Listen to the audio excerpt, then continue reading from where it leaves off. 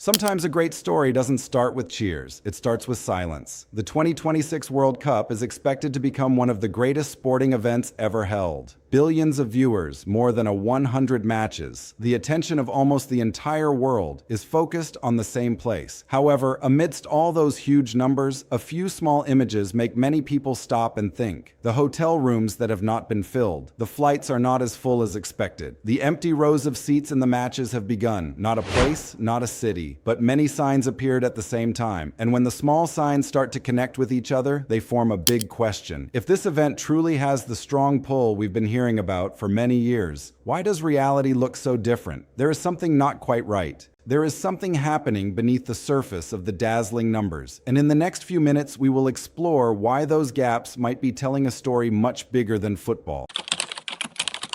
Perhaps the most interesting thing about Crisis is that almost everyone believes they knew the answer very early on. When seeing the empty seats in the stands during the first matches of the 2026 World Cup, the vacant hotel rooms, or the reduced travel forecasts, many people immediately offered their own explanations. Some say it's simply because Americans don't like soccer. Some people believe that the economy is struggling, so everyone is tightening their spending. Others believe that these are just group stage matches between teams that lack appeal. To be honest, those arguments sound quite reasonable. Just like when looking at the rippling surface of a lake, we think we understand what is happening beneath the water's surface. But life often teaches us something different. The easiest answers are sometimes the most incomplete ones. Because if the issue is really just that soccer isn't attractive enough, why do many areas in Canada report a more vibrant atmosphere than expected? If fans really turn their backs on the league, why are viewership numbers on television and online platforms still very high? And if no one cares anymore, why are short-term rental services seeing a significant increase in demand in many host cities? That's what makes this story interesting. The initial data seems to be contradictory. On one side are the empty rows of seats. On one side are millions of people still watching every match. On one side are the hotels that have to lower their room rates. On one side are short-term rental apartments that are still fully booked. It's like seeing a restaurant with a long line of people waiting outside, but many tables empty inside. That doesn't mean no one wants to eat there. It could only mean that there was something in the way it operated that caused things not to go as usual. And this is the point where many people start to sense it, but haven't really put it into words yet. Perhaps the problem does not lie in the fact that people no longer love football. Perhaps the issue also does not lie in the tournament losing its appeal. The more noteworthy point is that more and more football fans are choosing to experience it in a different way. That is a very small change if viewed in a single day, but it is a very significant change when viewed over many years. In the past, the World Cup created an almost irresistible feeling. Fans were willing to fly thousands of kilometers, stay in expensive hotels, and queue for hours just to be present in the stands. But today, more and more people are asking another question.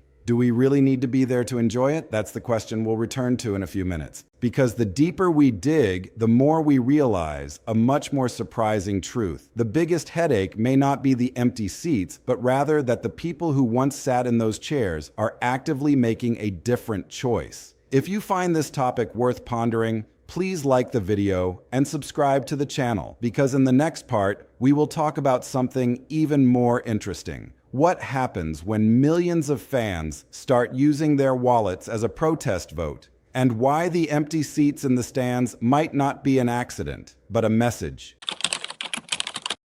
There is one thing I have realized after many years of following major events from sports to economics. When the crowd starts to change its behavior, we often see the results before understanding the cause. The empty seats are the result, but the real cause may lie much deeper. Many people look at the half-empty stadiums and think that fans have lost interest. But the more I read the comments, the more I listen to the conversations of ordinary people, the more I feel that the opposite is true. This is not a story about indifference. This is a story about a silent rebellion. Because just pay attention to what people are saying. Not "I hate football," not "I don't care about the World Cup," but "I love football, but I'm not paying that much for a seat. I will watch it at the bar. I will watch it at home with my family. I can go on vacation somewhere else at a lower cost." That's a very big difference. Fans are not turning their backs on the game. They are turning their backs on the way the match experience is being sold to them. It sounds the same, but in reality it's completely different. If a person stops watching football, that is a loss of demand. But if a person still watches every match, still wears their favorite team's jersey, still debates every play, but refuses to buy tickets, that is a message. And when thousands, tens of thousands, or even millions of people send the same message, we no longer see an individual decision. We are seeing a social trend. There was a comment that made me think for a long time. One person said that he lives only about an hour's drive from the stadium. He once dreamed of watching the World Cup live at least once in his life. But then when he looked at the total cost, he decided to stay home, stop for a moment, and think about that. A person very close to the event still didn't go. So, is the story really still about geographical distance? Or has the distance now become the gap between what fans find reasonable and what the system is demanding them to pay? Not stopping there, the empty seats may not be a failure of the fans. They could be the most expensive protest votes in sports history. No banners, no slogans, no protests. Simply not buying. That's the quietest form of protest. But sometimes it's also the one that gets organizations to pay the most attention. Interestingly, many people in the comments don't even seem sad. They seem calm. They said that watching at home is more comfortable. Watching at the bar is more fun. Watching on TV is clearer. And this could be the most noteworthy signal in the entire story, because an organization can face anger. A brand can survive criticism. But the hardest thing to deal with is when customers start to feel they no longer need you. If you have ever given up on an event you loved just because you felt it was no longer for ordinary people, please share your thoughts below. And if stories like this make you ponder, don't forget to like and subscribe to the channel, because the next part will lead to an even bigger question. Because this silent rebellion did not start from the empty chairs. It starts from a different feeling. A feeling that something once belonging to everyone is gradually becoming the privilege of a few. And that brings us to the next part. When a global festival starts to take on the appearance of a private club, what will happen to those left standing outside the door? Perhaps one of the biggest changes in the modern world is that many things once created for the masses are gradually becoming things for the few, and many fans are starting to feel that the World Cup is also going down that path. I still remember a time when the World Cup was like a public park. You don't need to be wealthy to belong to it. A worker can save for a few months. A teacher can plan a year in advance. A middle-class family might consider it the most memorable trip of their lives. Not easy, but still within reach. That's what makes the World Cup special. It's not just football. It's the feeling that anyone has the chance to become a part of the story. But then look at what is happening today. In some host cities, the lowest ticket prices have approached the $1,000 mark. And that's just the ticket to step through the stadium gate, not counting the plane ticket, not including the hotel, not including food, transportation, or other additional expenses. For many ordinary families, the total cost of a trip can be equivalent to several months' rent or a long vacation they have been planning for years. And it is precisely here that the feeling of injustice begins to emerge. Interestingly, most of the comments we see don't actually complain about everything being expensive. Americans understand that special experiences often come with a high price. People are willing to pay for a cruise, a concert, or a dream vacation. But what many people are troubled by is a different feeling. They don't feel the prices are rising. They feel like they are being pushed out. Those are two completely different feelings. Imagine a park where you used to take your child to play every weekend. Then one day, a fence appears. Ticket prices keep rising, and the people inside start saying that it's normal. Maybe the park is still as beautiful as before, but your feelings about it have changed. Even many fans didn't say, "I don't want to go." They said, "I can't justify that amount of money." They said, "I can't justify that amount of money." This is a very big difference. This is a very big difference. The need is still there. Love still remains. Only the bridge connecting love and experience is becoming too expensive. Perhaps that's why the paradox began to emerge. While some stadiums still have empty seats, millions of people continue to watch each match on screen, while some hotels are lowering prices to fill rooms. Sports bars are packed with people. The fans haven't disappeared. They are just looking for another way to belong to the game. If you've ever dreamed of watching the World Cup live, but then looked at the total cost and quietly closed your browser, you're not the only one. Please share your thoughts in the comments section. In your opinion, what is a reasonable price for an ordinary person to still be able to attend the biggest football festival on the planet? And this is what makes the story even more profound. Because when we dig one layer deeper, an even more troubling question than the ticket price will emerge. Maybe the issue isn't the amount of money to be paid. Maybe the issue lies in what many people feel they are paying for. And that is exactly what we will talk about in the next section. Because sometimes people no longer feel like they are buying a ticket. They feel like someone is fixing the price of their love.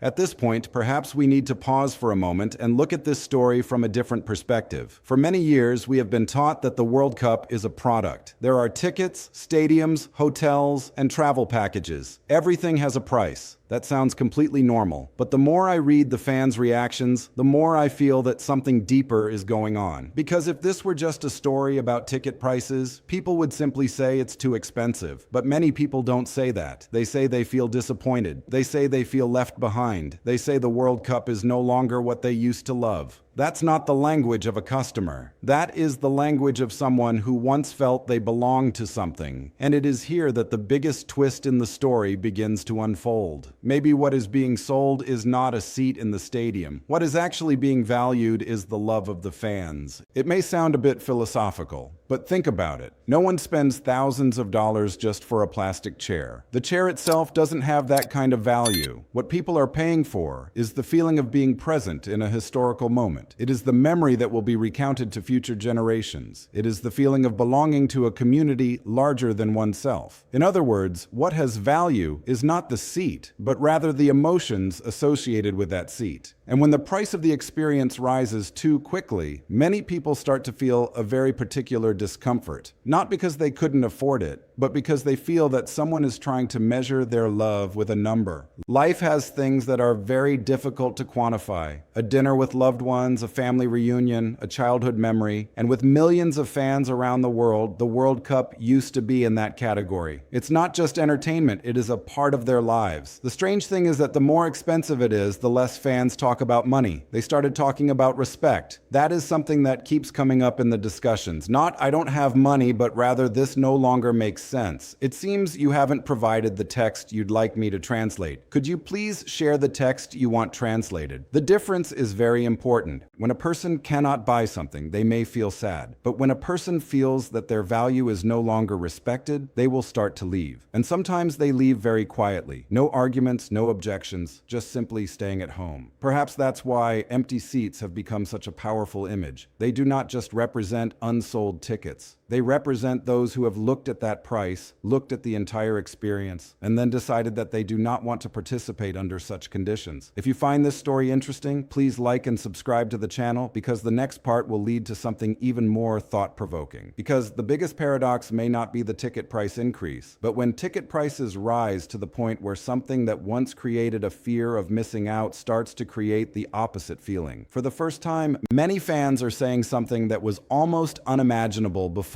It's okay, I can watch it at home. And if that is really happening, then the biggest headache of the World Cup might not even lie in the empty seats today. It lies in the change in fan mentality that we will explore right now.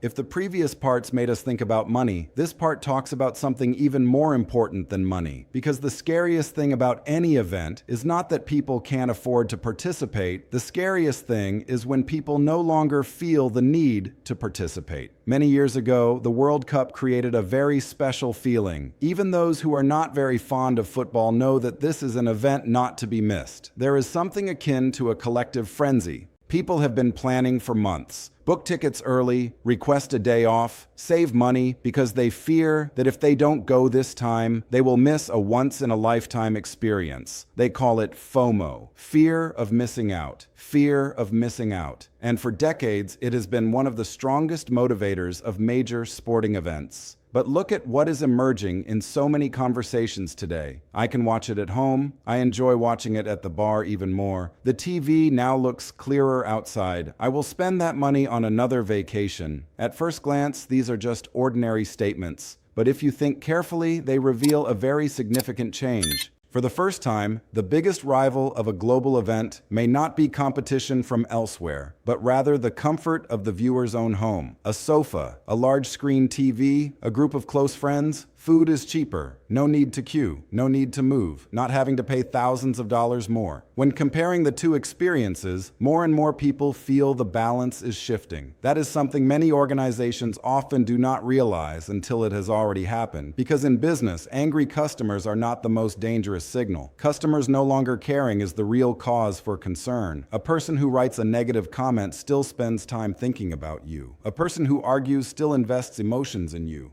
But someone who quietly moves on to another choice, that's when everything starts to change. And you know what? Many fans no longer say, "I can't go." They are saying, "I don't see a reason to go." That is an extremely significant psychological shift. And perhaps even more concerning than any ticket sales figure, because when prices rise too high, people can still lower them. When the hotel is empty, they can still offer promotions. When the airport is empty, people can still promote. But when a person has convinced themselves that the experience is no longer necessary, getting them to come back is much harder. What is worth pondering is that technology is also contributing to this change. 20 years ago, to feel the atmosphere of the World Cup, you had to be there. Today, you can watch with excellent picture quality, listen to live commentary, chat with friends, and follow every angle without leaving your living room. The gap between being present and not being present is shrinking, and when that gap narrows, the value of being present must become much more special to persuade people to spend money. If you're still following along, let me know in the comments. If given the choice, would you spend thousands of dollars to watch a live match, or would you enjoy the tournament with family and friends at home? I am really curious about your answer. But the surprising thing is that the story doesn't stop there. Empty seats, vacant hotels, or deserted airports may be all we see with the naked eye. In the next section, we will talk about another gap that is much harder to see. A gap not located in the stadium, but lies in something even more important than all the statistics: trust. By now, we have talked quite a bit about the empty seats, the discounted hotels, and the flights not being as crowded as expected, but the closer I look, the more I feel that all of that is just the surface of the story. Just like when you see the yellow leaves falling from a tree. The real problem doesn't lie with the leaves. The problem lies in the roots beneath the ground, and in this case, the most concerning gap may not be in the stadium, it lies in trust. Because pay attention to something very interesting. When fans talk about this year's World Cup, they are not just talking about ticket prices. They also talk about the promoted figures, forecasts about the number of tourists, expectations about the economic impact, promises of an unprecedented festival in history. The more data is released, the more people question its reality, as we have been told. A brand can withstand a lot of criticism, but the much harder thing is when customers start to doubt what that brand says. That's the difference between dissatisfaction and loss of trust. The dissatisfied person is still listening. Those who have lost faith are starting to leave. And this is not only happening in sports. It happens in business, media, politics, and almost every field of modern life. When the gap between expectations and actual experience becomes too large, people start relying on their own perceptions instead of promotional messages. Perhaps that's why many comments no longer debate whether the World Cup is exciting or not. They turn to another question. Am I getting value for what I have to pay? That is a very practical question, and it is also a very difficult question to answer with marketing slogans. The stadiums with empty seats can be filled in the future. Hotels with few guests can lower their prices, but trust, once eroded, often takes a long time to rebuild.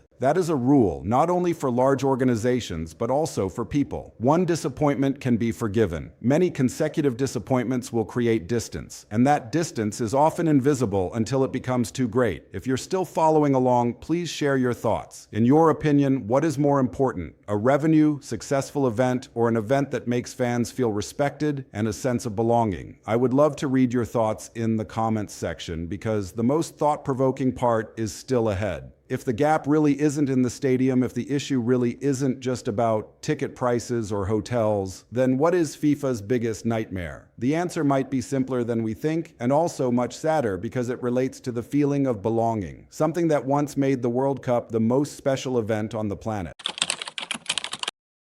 Perhaps by now, we can return to the question that appeared at the beginning of the video. What is the real nightmare? Are they the empty chairs? Are the hotels having to lower their room rates? Are the airports not as busy as forecasted? Perhaps not, because those things can all change. Tickets can be sold at the last minute. Hotels can launch promotions. The statistics can increase or decrease from week to week. But there is one thing that is much harder to change. That is the human feeling. After reading hundreds of comments, watching a series of discussions, and listening to what fans are really saying, I realized something very thought-provoking. Most of them don't say they hate the World Cup. They don't say that they hate football. Even many people still watch every match, still wear their favorite team's jersey, still live every moment of the tournament. But somewhere in those shared words, a new feeling emerges. A feeling that perhaps that is no longer meant for me. The biggest nightmare of any brand, organization, or event is not being hated. But when those who once loved it start to feel alienated from it, that is a distance very hard to see. There are no charts to measure it. No financial report fully reflects it. But when it appears, its impact can last for many years. The World Cup once had a very special power. It makes a worker in Ohio, a retiree in Texas, or an ordinary family in California feel like they are also part of the biggest festival on the planet. No need for wealth, no need for privileges, just a love for football. But as more and more people start to view that experience as something out of reach, an uncomfortable question begins to arise. What happens when a festival meant for everyone gradually starts to feel like an experience for a smaller group? The empty seats today may not be the most important story. They may just be the first symptom of a much larger gap. The gap between an organization and the people who helped make it great. The gap between promises and actual feelings. The gap between being invited to participate and the feeling of truly belonging. And after all, perhaps the saddest thing is not an empty seat. But when a fan looks at the World Cup, the event they had dreamed of attending for many years, and quietly tells themselves, maybe that's no longer for people like me. And if more and more people start thinking like that, then the empty seats today might just be the first sign of an even larger void in the future. In your opinion, are the empty seats, the sparsely populated hotels, and the less crowded airports just temporary phenomena? Or are they signs that the World Cup is changing in a way that many fans no longer feel they belong? Please share your thoughts in the comments. I really want to hear your perspective. If you enjoy stories viewed from different angles, don't forget to like, subscribe, and turn on the notification bell so you won't miss the next videos. Thank you for taking the time to watch, and see you in the next